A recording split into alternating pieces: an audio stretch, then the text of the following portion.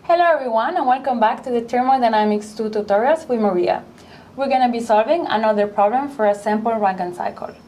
We are told to consider a simple Rankine cycle with the following operating conditions, which are listed here.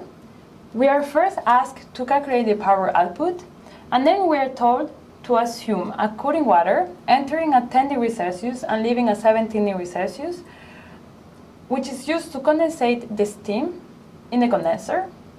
And knowing this, we are asked to calculate the mass flow rate.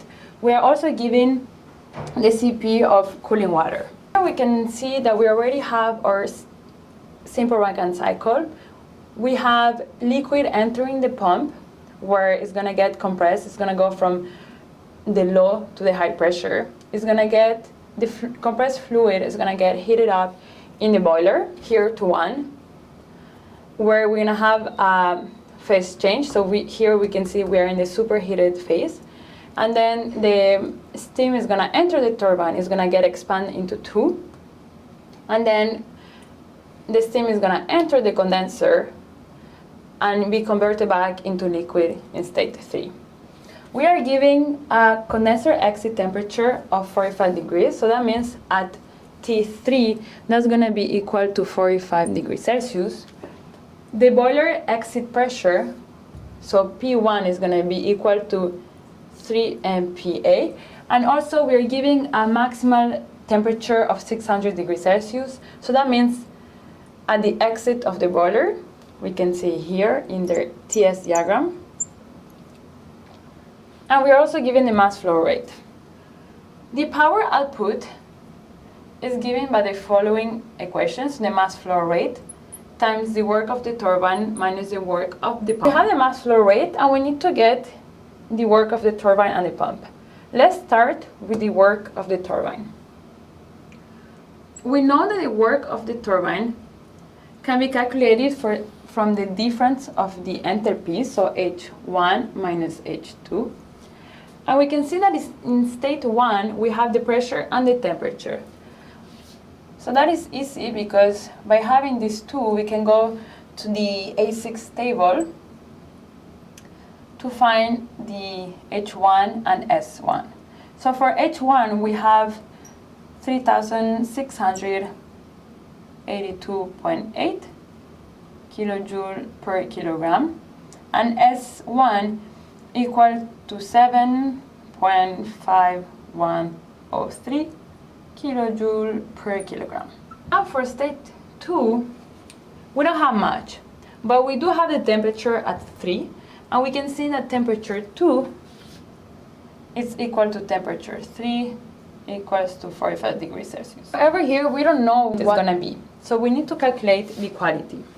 So the quality of state 2 is going to be equal to S1 minus SF over SFJ, and this value are going to be obtained from the table A4 at 45 degrees Celsius, and we're going to have S1 7.5103 minus SF, which is 0.6386 over 7.5247.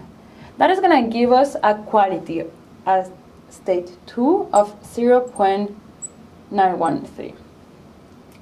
By having the quality, we can find the enthalpy at 2 using the values of the table.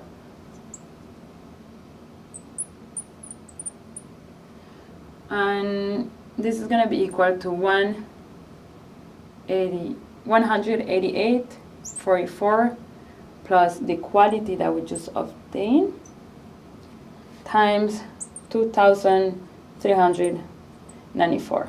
That is going to be equal to an enthalpy at 2 of 2,374.16 kilojoule per kilogram. So now that we have H1 and H2, we can go ahead and calculate the work of the turbine. That is going to be equal to 3,682.8 minus 2,374.16, which is going to be equal to 1,308.64. Now that we have the work of the turbine, we're going to calculate the work of the pump. The work of the pump is equal to the specific volume times the pressure change. So we can see here the high pressure P4 minus P3. At 3, we know that we have a saturated liquid since it is exiting the condenser. So we have a saturated liquid, and we know it's at 45 degrees Celsius since it was given to us.